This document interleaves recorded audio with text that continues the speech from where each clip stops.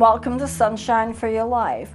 I'm going to start off by reading a quote that our past president, John Kennedy, once said. This is the quote: "The cost of freedom is always high, but Americans have always paid it. And one path we shall never choose, and that is the path of surrender or submission."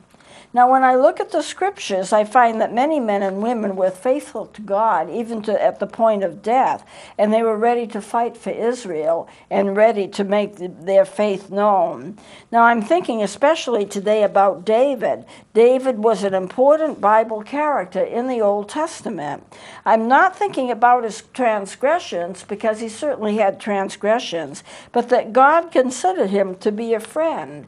Imagine this: you can be a friend of God. Now, David was a true patriot. He could not stand the thought of the Philistines, that were Israel's enemy, to fight against Israel. It was the same thing as fighting against God. Now, we know the story of David, but I will review it here. David was a young shepherd boy who was anointed by Samuel to be king, and this was his situation.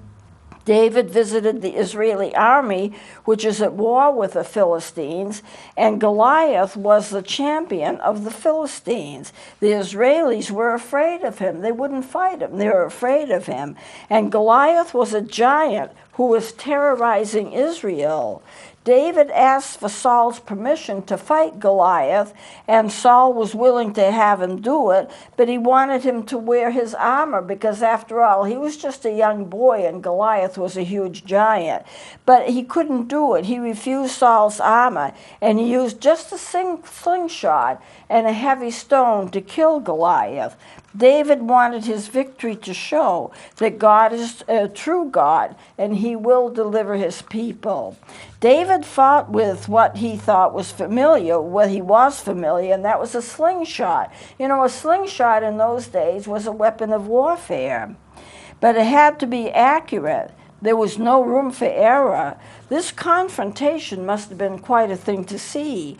Goliath was about 10 feet tall. He wore armor that weighed about 150 pounds. The head of his spear weighed 20 pounds, and he taunted Israel that they sent a boy to do a man's job. And they really did. They were so fearful of Goliath, they would not fight him. So this huge, huge person is going to be fought by a little boy, basically a teenager. But David was not afraid. If you look at this picture, Goliath is a giant, probably 10 feet tall, with armor weighing 150 pounds, facing a boy with a slingshot. But David, as I said before, was not afraid. The scripture I'm going to read now is 2 Chronicles 20, verse 15, and this is what it says: "Be not afraid or dismayed by reason of this great multitude, for the battle is not yours, but God's." I will read that again. "Be not afraid or dismayed by reason of this great multitude, for the battle is not yours, but God's." David's fight was God's fight. Your fight is also God's fight. And what you fight is maybe drugs, alcohol, finances, health problems, but it's still a kind of fight, and God still is the one who fights for you. Now, I need to tell you about the slingshot. The slingshot was a weapon in Old Testament warfare. Some of the slingshots had a range of 600 feet, and sling stones could weigh as much as 2 pounds and measure 4 inches in diameter. They could travel as much as 100 miles an hour. Imagine 100 miles an hour for 600 feet with a stone that's 20 pounds. Now, that could do a lot of damage. David already knew how to use a slingshot because he used it to protect his sheep. After all, he was a sheep herder. He took care of a sheep with a slingshot. They had to be very skilled at it. So God will use the abilities that you have. David knew where to aim that slingshot, and he knew that he should fight and hit him right in the temple area, because that's probably probably the only area that was not covered with armor. Everything else would have been covered with armor. So why would God choose David as his soldier? Well, he was brave and he was faithful. Now, I'm going to read a scripture. This is not on the screen. It's too long to be put on the screen. But I'm going to read 1 Samuel 17, and I'm going to read verse 45 and 46. And this is what it says. David said to the Philistine, "You come to me with a sword and with a spear and with a javelin, but I come to you in the name of the Lord of hosts, the God of the armies of Israel, whom you have defied. This day the Lord will deliver you into my hand, and I will strike you down." That's a statement not only of truth, but of confidence. David had such confidence in God, he knew that he could take him down. And yet he's just a small teenager with a slingshot and some stones. And here's this 10-foot Goliath taunting him, saying, "You're just a kid, there's no way you're going to kill me." And he made fun of him. But David knew what the Israelis still had to learn, is that you don't always depend upon your earthly weapons. The result of your work depends upon God, because God gives the victory. And that would be true in every single case. Now, the next scripture I'm going to read is Psalm 138:8, and this is what it says.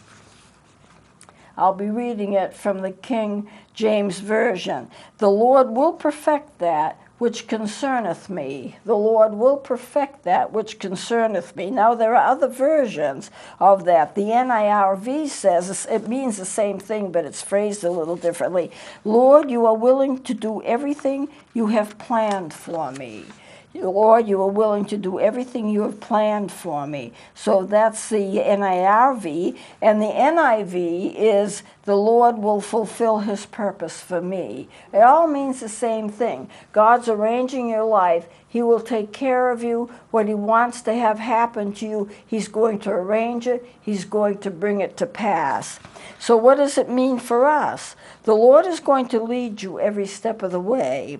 And if things don't work out the way you planned, it does not mean that God has deserted you. It means that his plan is deeper and greater than what you have envisioned, and you don't have an understanding of all of his plan. He is still leading you at every step of the way.